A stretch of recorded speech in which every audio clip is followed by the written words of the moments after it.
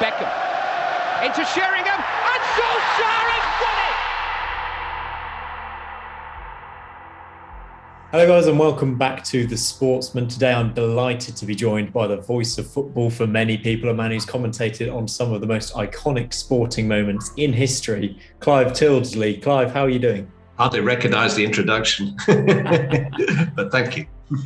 You deserve such a billing. We're going to have a good chat today. We're going to run through 5 of the most iconic matches from your career. We're going to uncover some stories from the commentator's perspective, and we're going to do so with the help of these commentary charts. But before we get into those matches, Clive, what are these commentary charts you've put together and how did the idea come about? They are prints of the kind of research that I do for each game, the notes that I prepare to have with me. They are a nice looking memento of a particular match. The neatness, hopefully psychologically, says to me at the moment that whoever hands to me, well, you've done your preparation.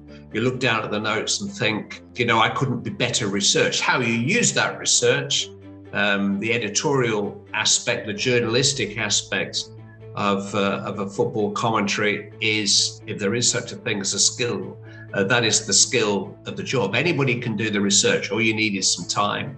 The nature and the detail of the research, and then the way that I present it to myself. And of course, in the 21st century, I could prepare it all on a spreadsheet on my computer, but actually by writing it out, I think it helps some of it go inside this thick skull.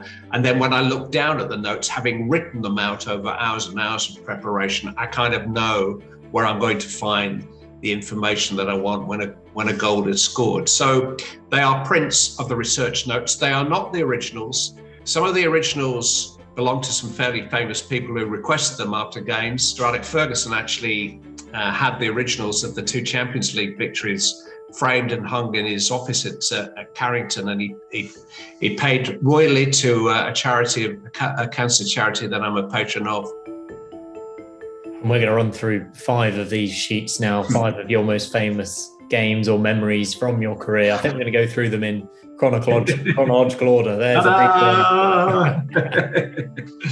one. There's a big one that we'll come to, but I think we're going to start with Nottingham Forest in 1979. This was one hell of an achievement in itself, just winning the league for a club like Forest.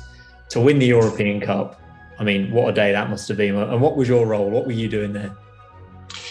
England has played a big part in my career, but I suppose the defining matches of my career so far have been Champions League finals. I've attended one as a guest. I always feel a bit of a spare part when I go to a football match as a guest and I'm not working. But in 1979, Nottingham Forest invited me as their guest to go to Munich to watch them play Malmo in what was then the European Cup final. Why? Well, my very first job in radio, straight out of university in 1975, was with Radio Trent in Nottingham. And I was assigned to cover Forest home and away quite early in my career. I was in my 20s, the same age as the players. I spent my entire working week around those players, either waiting for interviews.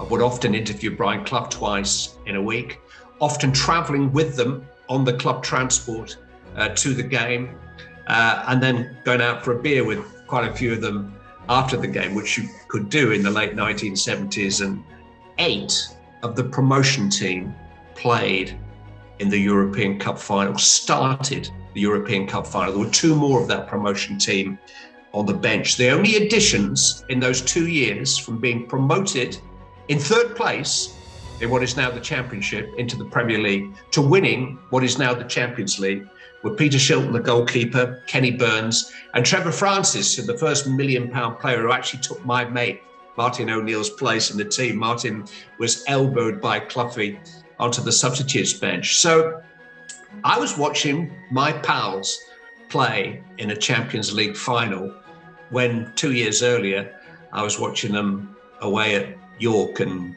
Bolton. I was a fan at a European Cup final, and that is something that I kind of miss, because who do I support? I really don't have a team. I grew up in Greater Manchester. My dad took me to Old Trafford when I was 4 or 5 years of age, and even in the season when they were in the second division, I supported them home and away. But when I got to meet Martin O'Neill and John Robertson and Ian Bowyer and those guys who became my mates in my very first job, my affections just moved to them. And to this day, who do I support? I support my mates in football. So the first commentary chart that I'm presenting to you, Nottingham Forest versus Malmo, the big breakthrough for Brian Clough's Nottingham Forest, is special to me because I was watching my mates. Unbelievable. What a story that is. And Trevor Francis, on his debut in a European competition after being banned for so long, to score in the final, that's probably something we're never going to see again. And that's a story that wrote itself on the night, I think. I've got to be honest here. Probably my only disappointment of that night was the guy who'd taken my best mate's team and place in the team scored the winning goal. And quickly, a word on Brian Clough. You obviously mentioned you spoke to him as a youngster, twice a week. What was he like? Was there any difference in his demeanour, in his attitude before and after that final? Brian Clough was a very, very big part of the first 2 years of my career. It was my access to Brian Clough that really got me noticed by network radio stations. The fact that he was prepared to give me interviews. He trusted me. He bullied me. He was an old school manager. You kind of served an apprenticeship with him. And I had some famous rollickings from him. I actually learned a great deal from him. I learned the sanctity of the dressing room. He once caught me interviewing Martin O'Neill in the dressing room during the week. I mean, this was just somewhere to go to do the interview after training. And he turfed me out.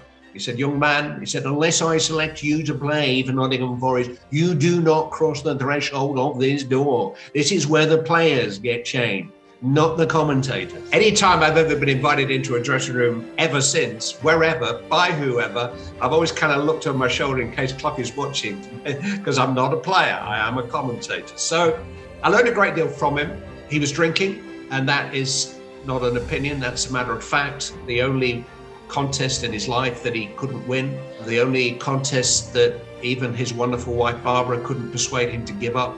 It affected his moods, and anybody and everybody around Nottingham Forest, however much they loved him and admired him and respected him, were in fear of him because we were never quite sure which Brian we were going to get on any given day. But that, in a sense, makes his success even more remarkable, because alcoholism is an illness. And Brian Clough was fighting illness as well as fighting Liverpool and the best teams in England and the world, and he won every contest apart from that one.